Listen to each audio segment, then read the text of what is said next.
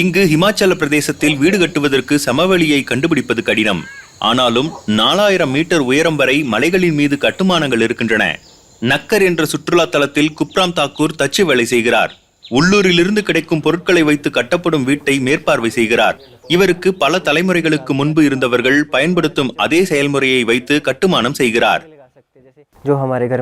முன்பு கல் மற்றும் மரத்தை மாற்றி மாற்றி அடுக்கி மண் வைத்து பூசி ஸ்லேட் கூரை வைத்து சுவர் உருவாக்குவார்கள்.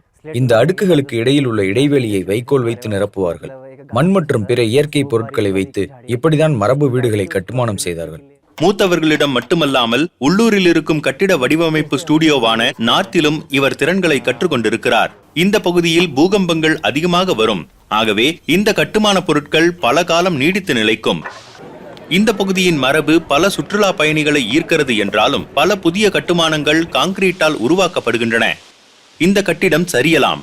2023 ஏற்பட்ட கடுமையான வெள்ளத்தில் உடைந்த பல கட்டிடங்களைப் போல இது ஒரு நாள் சரியலாம்.